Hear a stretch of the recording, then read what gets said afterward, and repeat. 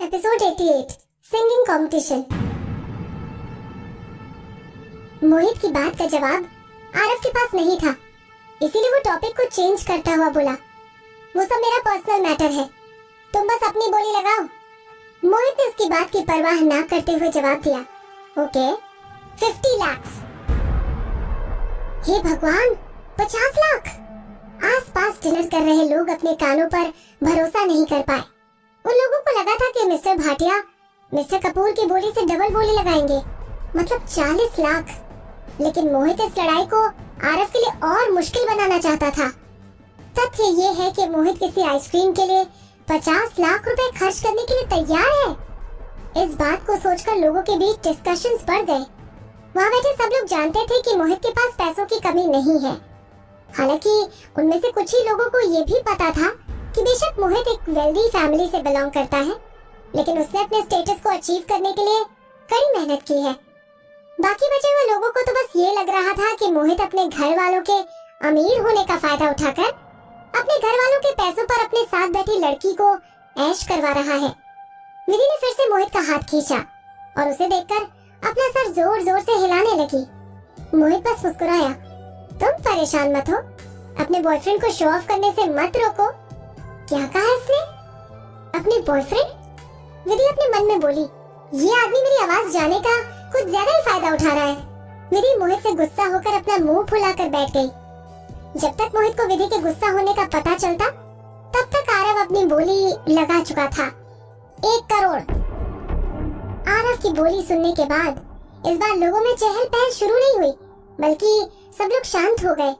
जो लोग पहले सिचुएशन को समझने की कोशिश कर रहे थे, अब उनको महसूस हुआ कि उनके सामने कुछ तो गड़बड़ हो रही है। बेशक मिस्टर कपूर और मिस्टर भाटिया इस इवेंट को जीतना चाहते थे, लेकिन 1 करोड़ में तो अच्छा खासा घर आ जाएगा। कोई भी लड़की किसी आइसक्रीम के चक्कर में घर को रिजेक्ट नहीं करेगी। घर की बात तो छोड़ो, इतने पैसों में तो हंगर एंड फूड रेस्टोरेंट का हेड शेफ खुद घर आकर पूरे साल तक रोज यही आइसक्रीम बनाकर खिलाता रहेगा।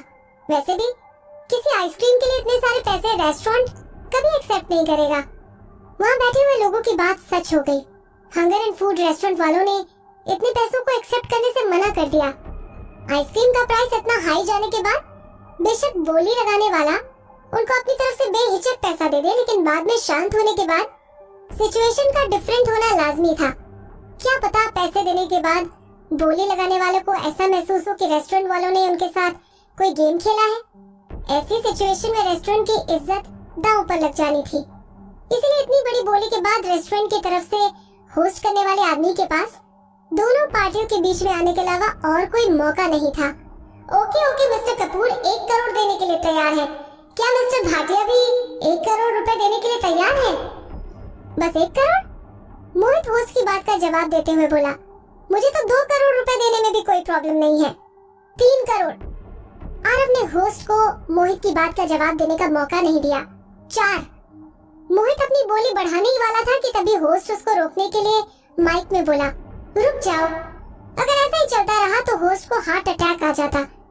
वो इस इवेंट को पहले से होस्ट करती आ रही थी और उसने कभी अपनी रेस्टोरेंट की आइसक्रीम को इतने पैसों में बिकते हुए नहीं देखा था। हालांकि ये पहली बार था जब उसने किसी आइसक्रीम की कीमत 4 करोड़ तक जाते हुए देखी थी। 1 करोड़ की लिमिट हमारे यहाँ सबसे मैक्सिमम है। होस्ट अपने चेहरे पर झूठी मुस्कुराहट ले आई। वो अपने सामने खड़े दोनों जेंटलमैन्स को आगे बोली लगाने का मौका नहीं देना चाहती थी। अगर आप दोनों जेंटलमैन हमारे रेस्टोरेंट की आइसक्रीम के लिए 1 करोड़ देना चाहते हैं, तो हमारे लिए किसी एक को विनर चूज करना पॉसिबल नहीं होगा। क्या आप दोनों बोली लगाने की जगह एक छोटा सा गेम खेलना पसंद करोगे? इस गेम को ऑक्शन के विनर डिसाइड करने के लिए रखा गया है। हाँ जरूर। मोहित ने हाँ बोलकर अपना सर हिला दिया, क्योंकि होस्ट अच्छे से जानती थी उसके सामने खड़े दोनों जेंटलमैन के पास पैसों की कमी नहीं थी, इसलिए बोली को आगे बढ़ाने का कोई खास रीजन नहीं था। होस्ट को दूसरे मेथड से विनर डिसाइड करना ज्यादा सही लगा।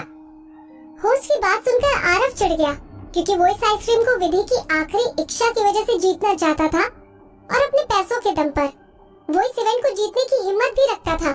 लेकिन कौन जानता था कि इस छोटे से गेम में कैसे विनर डिसाइड हो जाएगा। वो होस्ट के दिए गए आइडिया को रिजेक्ट करने वाला था, लेकिन तभी मोहित उसे घूरते हुए बोला, मिस्टर कपूर अब ये मत बोलना कि तुम डर गए। मोहित ने ये बात भी आइसक्रीम जीतने के लिए कही, लेकिन वो विधि को दिखाना चाहता था कि उसके पास गुड लुक्स के साथ थोड़ा बहुत टैलेंट भी है। वो विधि के सामने इस तरह से बिहेव कर रहा था जैसे कि कोई बच्चा अपनी नई गर्लफ्रेंड को शो ऑफ करता है। इसके अलावा मोहित अपने आप को आरव से ज्यादा स्मार्ट और इंटरेस्टिंग दिखाने की कोशिश कर रहा था। ऐसा करते हुए मोहित ने आरव को चढ़ाने के लिए एक कदम आगे बढ़ते हुए बोला, मिस्टर कपूर, अगर तुम्हें हारने से डर लग रहा है तो तुम पहले ही हार मान सकते हो। हम ऐसे कैसे हार मान सकते हैं? अचानक से आरव की जगह मुक्ति बीच में बोली।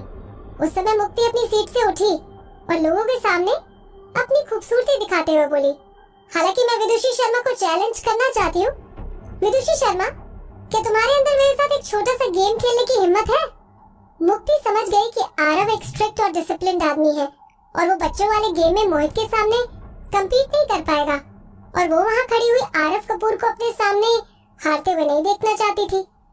आखिरकार वो लोगों के सामने आरव कपूर की गर्लफ्रेंड थी। मुक्ति नहीं जानती थी कि वो मिस्टर भाटिया को हरा पाएगी या नहीं, लेकिन वो विदुषी शर्मा को हराने के लिए पूरी तरह से तैयार थी। वहाँ बैठे हुए लोगों को मजा आने लगा। उन्होंने कभी नहीं सोचा था कि इतने बड़े रेस्टोरेंट में उनको ऐसा कुछ देखने को भी मिलेगा। एक कमजोर सी दिखने वाली लड़की जो कि मिस्टर कपूर के साथ खड़े होकर मिस्टर भाटिया के साथ खड़ी लड़की को चैलेंज कर रही थी। वहाँ चल क्या रहा था? क्या ये दो लड़कियां आपस में एक दूसरे से लड़ाई करेंगी? इतना सोचने के बाद लोगों में बातें होने लगी।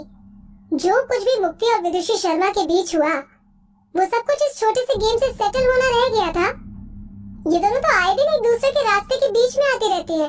मुक्ति को विधि ने चाटा मारा था, शायद इसीलिए ही मुक्ति इस गेम से विधि को हटाकर अपना बदला पूरा करना चाहती है। एग्जैक्टली, इसको अपनी रेपुटेशन का भी तो ख्याल रखना है। वहाँ बैठा सारा क्राउड डिस्कशन कर रहा था और सब लोग देखना चाहते थे कि आगे क्या होगा।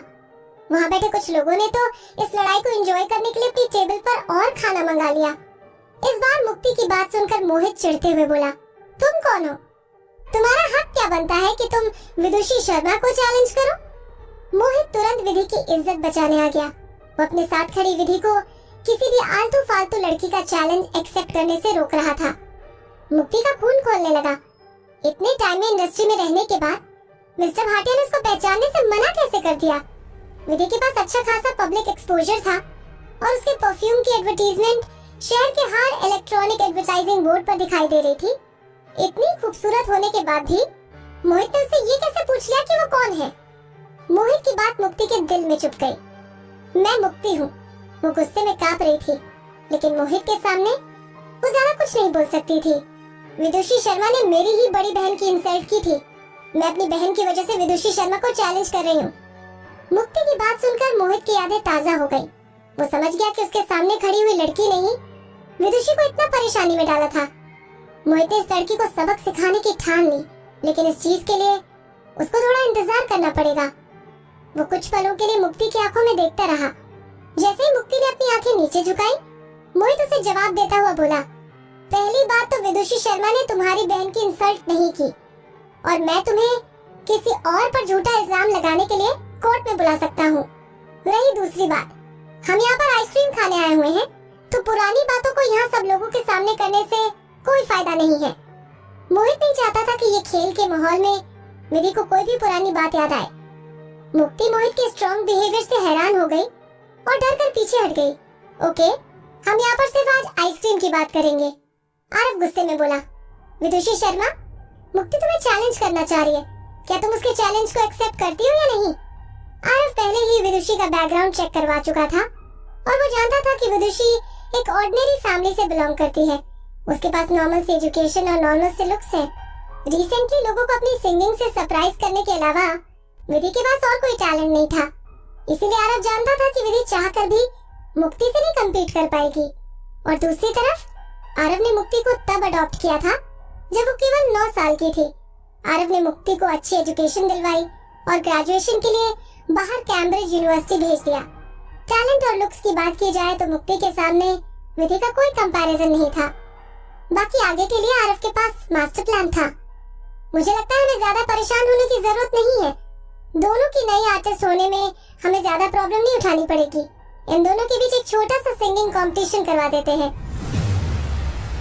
आरव की बात सुनते ही विधि के चेहरे का रंग उड़ गया। वो अपने कानों पर भरोसा नहीं कर पाई। Singing competition? आरव ने जानबूझकर सिंगिंग कंपटीशन को चूज किया था।